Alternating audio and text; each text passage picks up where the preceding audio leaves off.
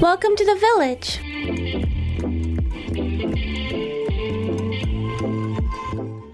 Okay.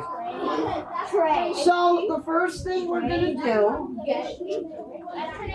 All right, can I have everybody's eyes on me? There's a lot of us here today. Somebody count up how many children are here today. 5, 10, 20. Okay. The first thing we're gonna do is write a letter. A letter starts with dear. Our older people and grown-ups can help those. It doesn't have to be a long letter. It's going to start with dear. First, you got to decide who you're writing your letter to. You can write your letter this way, or you can write your letter this way. So if my name is on this side, I'm going to flip it over on the clean side. And I'm writing Dear Santa. I feel like writing Santa. Dear Easter Bunny. Dear Valentine. Ooh, maybe you got a Valentine. And you're going to write a sentence or two. It only has to be one sentence or two. We are going to practice and know what it feels like to write a letter. Nobody writes letters anymore, so we're going to just try it out. Some of you might, but not many people write them. There used to be stores called stationery stores where they sold stationery paper. Most of those companies are out of business because of texting. It's okay, we're allowed to do that. So, dear, who are you writing your letter to? You're going to write a few things, and then you're going to sign it. You can sign it love, and then your name. Or you could just sign it from and your name. What is the dear part of the letter called?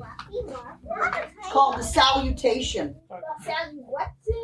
You learn this in grammar. I don't even know if they teach this anymore. Dear is the salutation, or greetings, or good morning. Then you're going to write a few things. What do you have to say to them? And then you're going to either write love and your name, from and your name. So everybody's going to write their letter now. Get writing. If you know how to write in cursive, like Alice said she does, cursive away. If you don't know how to write in cursive and you want to print it, print it. You could write a letter to the president. Dear President Biden. You can write a letter to the Easter Bunny. You could write a letter to Santa. What do we do with letters? Where do they go? We're just writing a letter. So Who are you guys writing letters to? Who are you writing a letter? I'm writing to my cousins that live in New York City. What are their names? I think one of them is named Ralphie. I forgot the others. Are you guys writing in print or cursive? I'm writing print because I'm terrible. So just put G. G's I'm writing in cursive. Holy cow! You know how to write cursive? Yeah, I know how to write cursive. Oh, you're doing a good job with your cursive. Where did you learn how to write cursive? I learned it in 3rd grade at Marie Curie. You used to go to Marie Curie? Yeah. I go to Marie Curie. Oh, I used to go to Marie Curie too but before that I went to the YMCA. Now I'm in tech. Go to Marie Curie.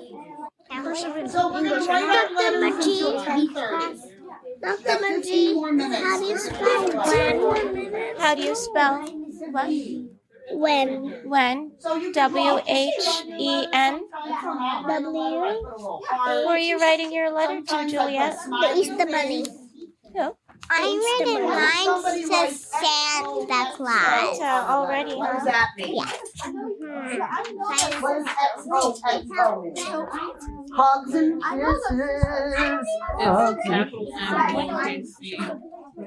The O is the hug and the X is the kiss. And when you go down And then Helen and I are going to collect your letters. And you can let us know if you want us to read them. Okay, so today my co-host is Anne Peconie, the director of the Walter Elwood Museum in Amsterdam, and you're giving me some time on a snowy Saturday, which I appreciate. Prior to our conversation today, I had recorded, which I'll have snippets of the children during winter camp, and that's your voice talking to them. So what was going on that day? Well, we enjoy doing free camps for children. The camps have been free probably for the last 5 to 7 years. We get sponsorships from people like Dr. Rao and other organizations like Price Chopper and St. Mary's Hospital and many more that I'm probably forgetting to name, but they're all, on our website. You can see them. And these camps are when kids are not in school. So every year we have a camp on Martin Luther King Day. Then we follow that up with a 3-day camp in February during the children's winter break. And then we have an upcoming April camp, and we try to make the camps fun and educational. The focus is always on the collection. We take something in our collection and of our artifacts and find ways to make it interesting, whether through art or science, for the children to learn something new. Have a safe place to come on a non-school day and socialize and have fun. That's really important. I see you also have a homeschooling program too. We have a couple homeschooling groups Yeah. that we've invited to meet here. Yeah. And they meet, one group, the Wish group, meets on Wednesdays. So anybody listening who does homeschooling, if you wanted to get in touch with me, I could give you the information on how to get in touch with the facilitators of those groups. And they make a small monthly $40 donation to the museum, and they come on Wednesdays. And it's a nice way for homeschooling families to get together with other children and have time for socialization. And what they typically do here, they meet in either the library or the Indian conference room, is the children bring their presentations, their poetry, their essays, projects they've been working on, mainly for social studies, science, or English classes. The two groups that are meeting here currently have children probably kind of middle school to high school. Okay. Yeah, like you said, it's good for them to meet other kids, socialize, because, besides learning, school is such a important place for meeting other kids and knowing how to interact. Right, and homeschooling can be very isolating. Yeah. Most of the families that I've spoken to, I call them the post-COVID homeschoolers. Yes. They had a lot of difficulty and fears and concerns with their children navigating COVID, and they chose to go the homeschooling route during COVID, and they've decided to stay. It did work out well, for a lot of families to start the homeschooling out of necessity. But I think that was the issue, right, that our kids were getting isolated being at home.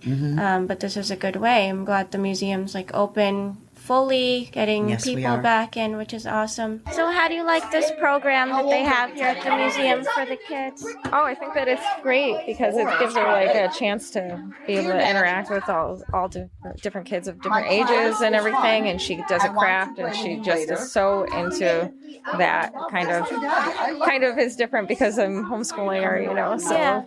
When I take her here, it gives her a chance to learn from somebody else, and I can see her in that setting too to see how she does. She seems to enjoy it because she likes being around other kids. She does like being around other kids, and she's always talking. She always has something to say to everybody. But it's a good program. The best of both worlds. She gets to learn at your curriculum and focus with you, and also be out with other kids.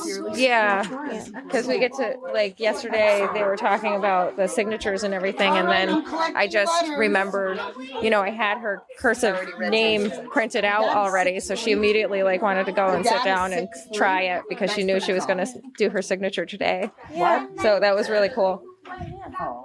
And how often do you bring her here? We took her to the Halloween program, and this is the second time that I've seen it posted. So this is only the second time that she's been here, but we do other community programs with Amsterdam because they actually do a lot of free programming that is really great, through the rec department and everything. So she's done swimming lessons up at the Veterans Park pool that they sponsor through St. Mary's and everything. And so she did the free swimming lessons, and she's done some of their other little things, they do the Italian Fest and all of those things. That's awesome. Thank you. Education was really Walter Elwood's vision, right? I mean, he's an educator. He was an And- educator. A little history on Walter. Walter graduated from Amsterdam High School in 1904. He was the salutatorian of his class, not the valedictorian. He came in second. He was the salutatorian. Nothing wrong with that. No, and we actually have the speech that he wrote and said at his Wow. graduation in 1904. He went immediately to college at Cornell University, got a science degree, and a cute little story about him is after graduation, he went to New York City, and he was an assistant for Rodgers and Hammerstein, and they were big Broadway show writers. Yeah. And like Oklahoma is one of the musicals that they wrote, Yeah. and he was their personal assistant That's pretty neat. for a year. Yeah. And I guess history states that he enjoyed it, but he missed home. So he came home back to Amsterdam after a year and began teaching science in Amsterdam High School. So he went to a lot of places and then just came back home to Amsterdam. Yeah. So he came back and taught after 1 year of being in the city. He came back to Amsterdam and was teaching science. At that time when he was teaching, it was like in the teens, 19 teens.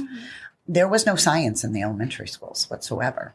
It was reading, writing, and arithmetic. And so Walter actually was the first person you only got science in junior and senior high. That was your first time getting science back then. He wrote the New York State science curriculum for elementary students. Oh, wow. Later, he moved out of teaching at science at the high school, and he was the elementary science teacher. So back then, we had probably 5 or 6 or 7 little elementary schools in Amsterdam. And he would go from school to school to school with his boxes of slides and animal skins and bones and things from around the world from his travels. Yeah, he traveled pretty much to every continent and brought things back with him.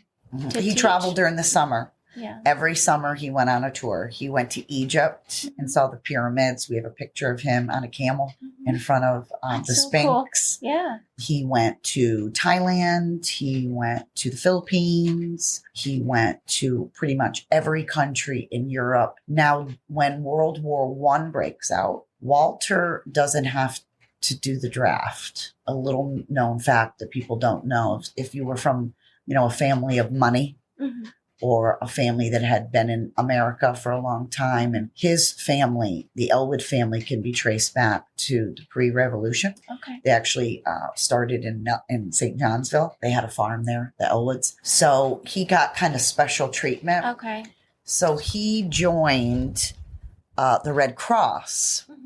And that kind of filled his draft requirement. Oh, okay. And during World War I, he went to France and he worked for the Red Cross in France. So he didn't have to pick up a gun and fight, but he was there on, He was doing the his combat duty. lines, Yeah. and he was doing his duty. Yeah. And he drove a Red Cross truck and was like a medic. People were needed for things like that too.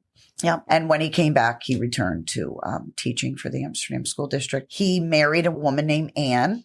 And Anne is a name that there's been a lot of Annes at the museum. It's kind of a little kismet. Yeah, there's been a lot of Annes. Yeah. My predecessor was Anne Thane. Walter Elwood's wife's name was Anne. Yeah. So a lot of Annes. He married Anne Elwood. They never had children. They actually even never owned a house.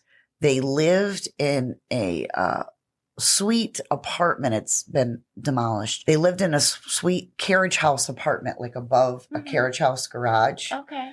On Guy Park Avenue, sort of like across from where the Dollar General is now. The building isn't standing. Next to the office for the aging is where he lived. He never had a car. He used public transportation. There was, bus service in Amsterdam at that time, and he walked a lot of places. Did his wife go with him on his travels around the world? His wife did go on travels with him in the summer, but we don't have any information on her ever having a job. I think she was a stay-at-home wife. A supporter homemaker. of everything he was doing. Yes. He was doing a lot.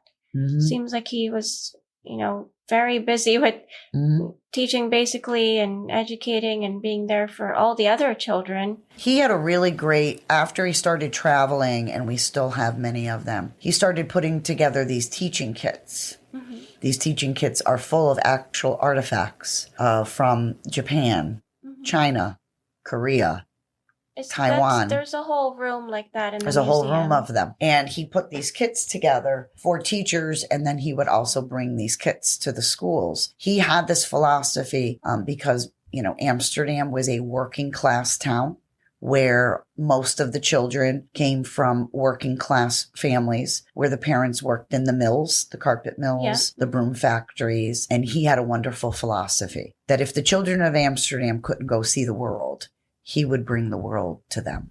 That's so it's very beautiful. sweet, Yeah, isn't it?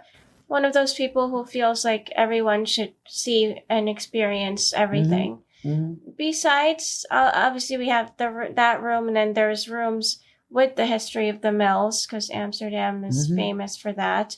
There's also an area with the toys, some of like the Cabbage Patch dolls. What else do we have in the Walter Elwood Museum?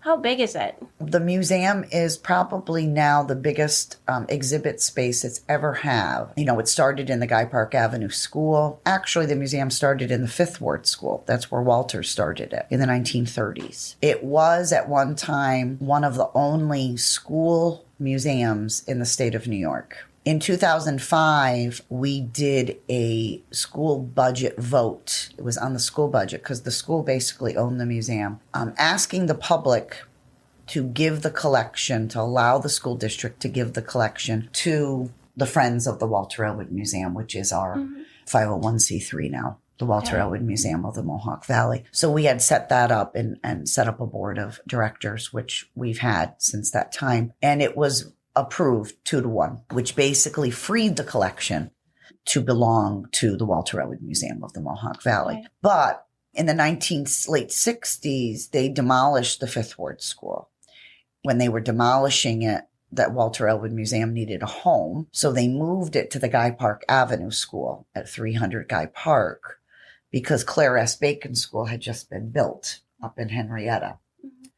And so Mary Margaret Gage, who was a 40-year-long director, she probably served at the museum the longest. Yeah. Since Walter. Yeah. Because Walter dies in 1955. So he never sees the museum get moved to the Guy Park Avenue School. Okay. His assistant, Amanda Powell, did get to see that in her life, but she was already retired from the school district. So Mary Margaret moves it to the Guy Park Avenue School in 1968, 69-ish. Took a while to move. Yeah. And it stayed there until 2008 when I was the director and the school district decided they were going to sell the building. Why? To save, a penny. And we moved to the Guy Park Manor. Everybody knows that story. We were at the Guy Park Manor. We got all moved in, set up. Everything was looking good. And the Hurricane Irene flood disaster of 2011, September 2011 hit. And, I guess everything is, what's that word, has been meant to be. Yeah. Because then this building was vacant with the help of our FEMA funds and Dr. Rao helping us with our down payment. We were able in 2013 to purchase this 100,000 square foot complex. It's a big building. Which is also historic. Because this was the Stephen Sanford and Sons, later Bigelow Sanford Carpet Mill Complex, part of their complex. Yeah. That was later, people mainly remember this building as being noteworthy. So we purchased this whole complex with the help of Dr. Rao and our FEMA funds in 2013. And we've been working on setting up exhibits. So the exhibits we have now, we have a beautiful local art room of art from many renowned artists that were born or lived in Amsterdam, including Mary Vanderveer and John Harvey and many others. We have a wonderful carpet industry room called A Complicated Weave about the many different carpet mills and broom factories and textile mills that were in Amsterdam during the Industrial Revolution. And then we have a military room. We were blessed a couple of years ago to have an intern that had a phenomenal military background and knowledge. and love. He did a great job in there with putting uniforms on mannequins and labeling everything from the War of 1812 to the Civil War to the Spanish-American War in 1892 to World War I, World War II, and I think there's a little bit in there from the Korean War. Then, of course, Walter's room, the natural history room. That's such a cool room. The room that the kids call the animal room. Yeah. And we welcome everybody to come and see that because it's a great experience. And then we have a library that a lot of people use for their own ancestry research because we have yearbooks that people can look up their grandparents and great-grandparents who might have graduated from Amsterdam going all the way back to the early 1900s, back to when Walter graduated in 1904, all the way up to the present. We have directories, which was your first phone book. Like your phone, that's what I was going to say. But the directories were better. Yeah. They were better. They didn't have your phone number. They had your address, your occupation, whether you were a boarder, whether you rented. Oh. And then those are great to look at because you can kind of you can find addresses of where your ancestors lived. And then you can drive around Amsterdam and try to find their houses or where they grew up. Yeah. We also have some wonderful plate books that are books of the city of Amsterdam, street by street, that you can actually find going back to the teens and the 20s. You can find your parents or grandparents or great-grandparents' houses and who was across the street and who was next door. And that's kind of really neat. And how that terrain changed over time. Yeah. And then, of course, we have a vintage children's toy room that has toys going all the way back to the 1800s, back when toys were made out of wood and metal and not plastic. There's a little bit of Mickey Mouse in there. There's a little bit of vintage Barbie in there. Oh, I love vintage Barbie. That's my favorite. We have a little bit of that for you to look at. And then we have the Alco train room, which was a museum in Schenectady that lost its home because they were in the area where the Rivers Casino is. So if you think casino or museum, casino was going to win. So Alco Museum was homeless. Alco was a company that made trains. And then later on, during the wars, World War I and World War II, they made tanks and a lot of war materials. My grandfather actually worked for Alco. Oh, neat. On my mother's side. So they have a beautiful exhibit room all about the history of Alco and how the Ellis brothers, who actually are named after Ellis Hospital, they actually brought Alco to Schenectady back in the 1850s. And it's funny, there's a great story on one of those exhibits that the Ellis brothers came from England and they said in the 1850s they were going to start building steam locomotives in Schenectady. And everybody thought that they were crazy, like they were lunatics, that they had lost their mind. But they did it.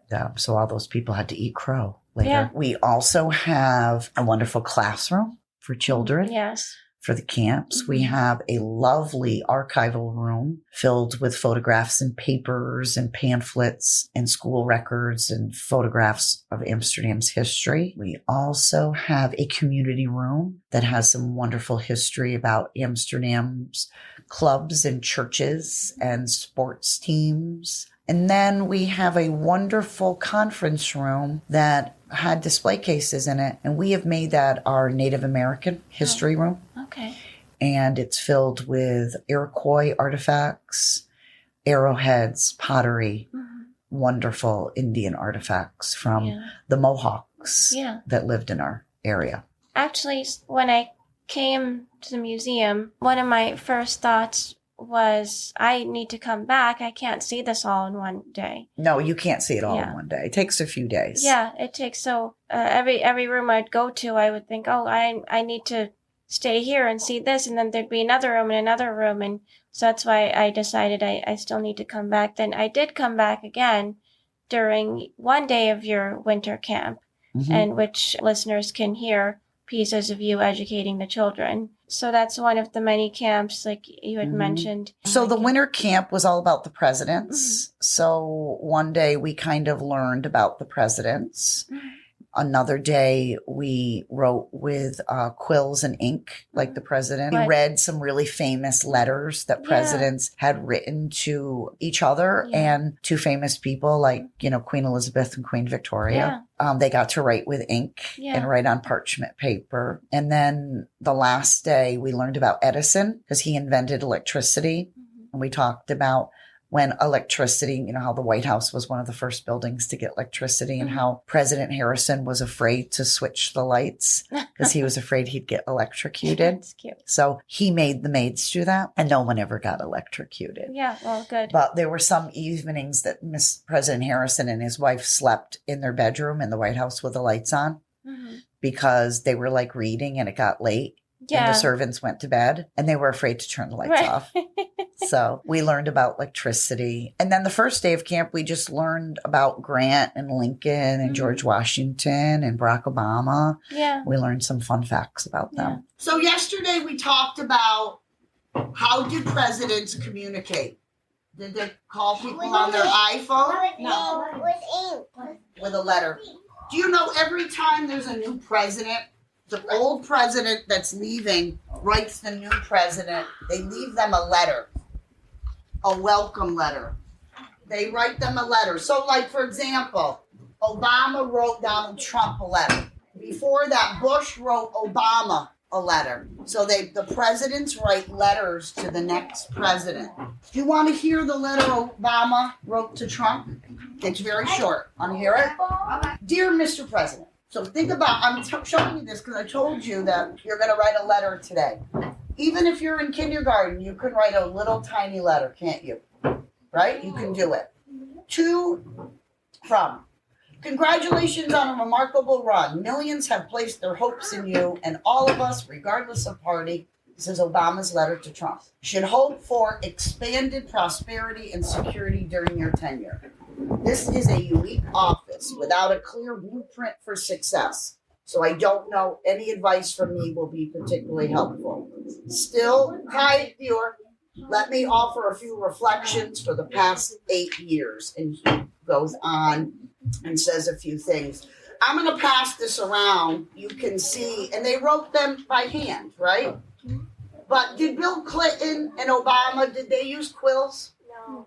Yes. No. Yeah. Why didn't they use a quill? Because it was more modern. So those are presidential letters. Last part of my lesson, probably 5 more minutes, and then we're going to get up. Have presidents written other people besides other presidents? JFK wrote a letter when he was 10 years old. He was a Boy Scout. JFK, was he the one we talked about that got shot in Dallas yesterday? Yeah. He wrote a letter to his father because his allowance was 40 cents a week.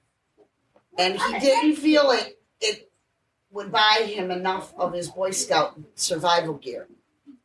So he wrote his father a letter and pleading for a raise from his dad.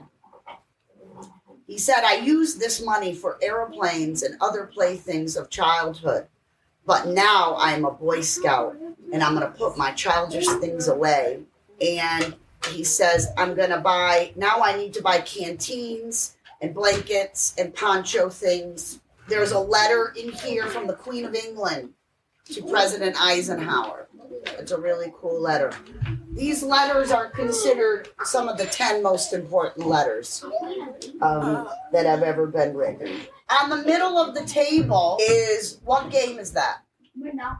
Monopoly, but it's a special Monopoly. What's special about it, Liam? It's from the Amsterdam. It's Monopoly for the city of Amsterdam. And it's part of the collection because about 20 years ago, Amsterdam High School sold them. So, later on, we're going to play Monopoly, and we're also going to play, what are these? Does anybody know any card games? I know. Look how old these cards are. I know Wolf. I played that with my grandma. So later on, at the end of the day, we'll come back here. I have about 3 sets of cards, and we can play some card games, War or Go Fish. I love to try and play Wolf. We'll see. These are really cool old cards. They have neat pictures on them. They don't make cards cool like this anymore. This cards has somebody's initials on them. Last part of my lesson before we relocate, I pulled some of the presidential boxes. This box is on the Civil War, so give them to whoever was not seen. Who was the president that was the president during the Civil War? Abraham. Good memory from yesterday. Excellent. Where does the president live? White House. In the White House. Yeah. Who is this guy we talked about yesterday? I can tell. Who is this president? Ronald Reagan. He was our first president that was an actor from Hollywood. He was. Let's see what you know. Hold on. Who was the first president to live in the White House? George Washington. No. Oh, John Adams. John Adams, that's correct. Because Abigail Adams decorated the first White House. And then what happened to that White House that John and Abigail lived in? It burnt down in a fire. And then it was rebuilt. And the second one was made of brick, not made of wood. Want to pass this around? This is all pictures of the White House. What was the name of the British people? The red coat. The red coat. The blue. Max, come here. Do you think this is a real red coat uniform from the 1700s? No. It's a costume. Thank you. But let's see, Matt, what Max would look like. He's Britain. Get him. They wore some goofy clothes back then, didn't they? It's way too big. Max, look at you saw. Your sleeves. Or put your arms in the air. Great Britain is the country that we fought. But what was the name of the war, Dior? The American Revolution. Very good. Where is the lion? A lion. A lion. Bring your Are we done looking at it? Oh, the girls are looking at it now. Okay, girls. And then we're gonna get moving to the class. He looks like a pig just wearing that. What's the name of the document that starts "We the People"? That white. Yeah, what is it called? The Declaration of Independence. Oh, excellent. Excellent. I'm one of the guys who signed it. I'm trying to understand the words because I can only understand a little cursive. It's hard to read it, isn't it? It's so I can fancy. only read a little bit. Does anybody else want to wear the red coat? Me. Let's have a girl try to wear And then it. maybe a boy. Thank you. That looks like a Returning books and papers. This is a real red coat. I don't know how it's gonna feel. It's gonna be giant on you. It's gonna be giant. I do not know how. This is so giant. You could trip on that. He became president in 2008. He was president for 2 terms. So let's do it. And I have all of the gentlemen lined up at the door. The ladies lined up first yesterday. So it's only fair. That's correct. But we have a spring camp coming up because the kids have a whole week off for spring vacation. So April 11th, 12th, and 13th, where Dr. Rao had asked me a few years ago to do more camps on science, technology, engineering, art, and math, because he felt it was very important. So we are going to look at some of our artifacts from Egypt and Rome and Greece and talk a little bit about the pyramids and the Parthenon. Yeah. And how did they build those buildings back then without construction equipment? And then on day 2, we're going to take recycled boxes and paper towel and toilet paper and all kinds of recycled tissue boxes. And they're going to build a building. Oh, neat. And Yeah. in teams of 3. And then they're going to paint it. They're going to decide whether it's residential or commercial or mixed use. And then on day 3, they're going to finish them. And we're going to have some people, judges come in. You can be a judge. Oh, I would love And to. they're going to be judged on attractiveness, Yeah. on stability, on height, winning teams are going to get some prizes from our gift shop. That's so fun. And how old are the kids that come to the camps? Kids can come from the age of 4 up. We get children ages 4 to like 12, 13. We do ask with the little ones, 4 and 5. Younger than 4, 3-year-olds don't really work. Yeah. They're just too tiny. Yeah. But a 4-year-old, either have them come with an older sibling or have a parent or a grandma or stay. And then the last thing we have is for our adults, because we don't want to leave the adults out. Yep. We have museum talks, and our spring talks are starting on Saturday, March 18th, which is next Saturday. And David Brooks from Schoharie Crossing is going to talk about the Erie Canal and the Schoharie Creek and how it was an impediment to the canal. And then on Saturday, April 1st, Samantha Hall Saladino from the Fulton County Historical Society is going to talk about rationing during World War II, which is interesting to me because Walter was in charge of the gardens during World War II.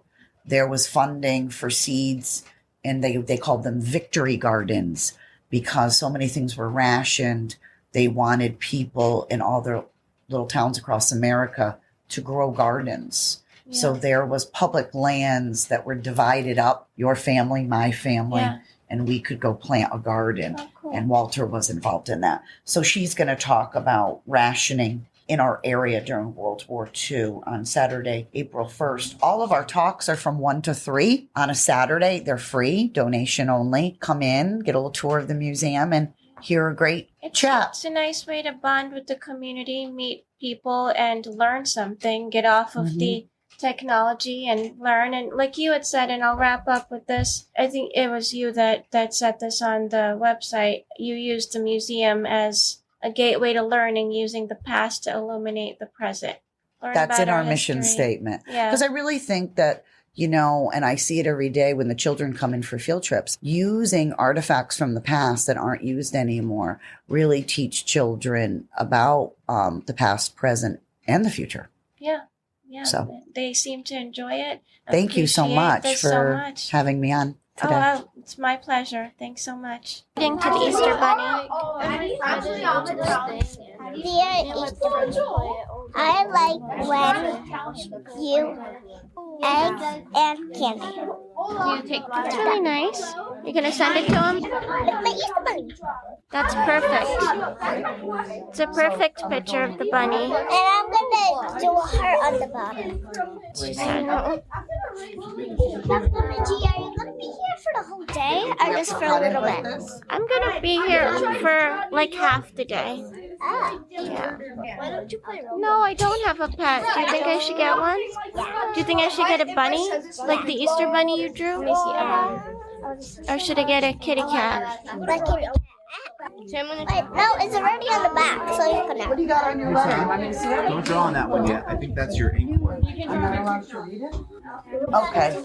Dear Easter Bunny, I like it when your Easter eggs and what does that say? Candy. Candy. Love that. Are yours done?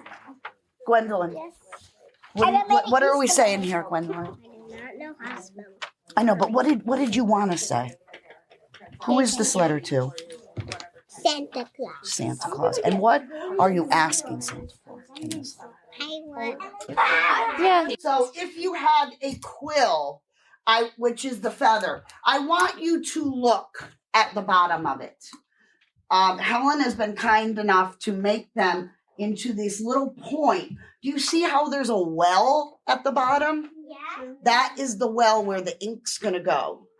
And like I told you, you're probably going to be able to do one letter per donkey. Okay. Now, when we dunk, do we want to slam it in there and destroy the end of the feather? No, because then it won't write. We want to gently dunk it in. We don't want to break the bottom. Gently. And then immediately bring it to the paper and start your first letter of your name. Now, if you're a little bit older and you have one of these, Alice has one. If anybody else wants one, Dasha, if you want one, you can have one. Can you slam this into the inkwell? What will happen? you'll break all that. So you got to put it in very gently, okay? And when you pull it out, don't go like that. Because what's going to happen? Ink's going to go everywhere. So gently take it out. It would go inside the inkwell, right? And it would stay on somebody's desk when they had to sit down and write a letter. Okay, so warning. If this ink bottle goes like this and topples over on your table, it's going to be a disaster. So I'm going to put them on plates, and every table's going to get 2 of these for each end. Does that make sense? And you're writing your name. Definitely your first name, maybe your last name. On the plates. What? You guys having fun today? Yeah. Yeah. What are you writing? A letter. Does the ink feel cool? Yeah. It's also so scary because, like, if you make a mistake, you have no way to fix it.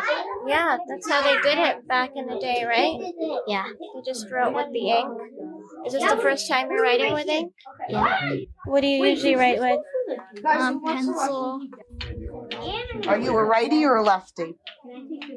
Which hand do you write with? I'm a lefty. That's your right hand. It's okay. I'm a right. Okay. So now you're gonna hold it, and now try. So she's a bunch of these kids' doctor. She's their doctor. Are you? Because you're a pediatrician, right? Yeah, I just identified. Where is your office? On Route 30, that new RAL extension. Oh, you're in the urgent RAL care. center. Yeah. My middle name, I wrote my full name and 20. What's my last name? You wrote your full name.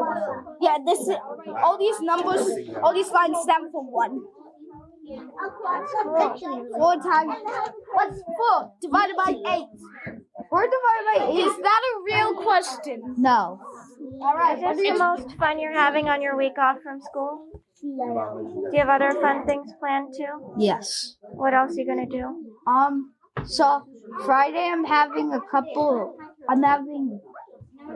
teachers from school come over for dinner, and they're bringing their kids. It's his That's nice. It's his mom, because she's my teacher. There's other teachers. Oh, your coming. mom's a teacher. Yeah, which is my teacher. My teachers. But his teacher is my mom. What about you? You look like you wanted to say something. My teacher's coming over on Friday. Oh, are you guys related? Yes, we are brothers. Your brothers? Yeah. You're the younger one? No, we have a sister. She's the younger one. He said that he was your best friend. Are you his best friend too? No. Yeah, you have lots of brothers too, right? I have 2 brothers.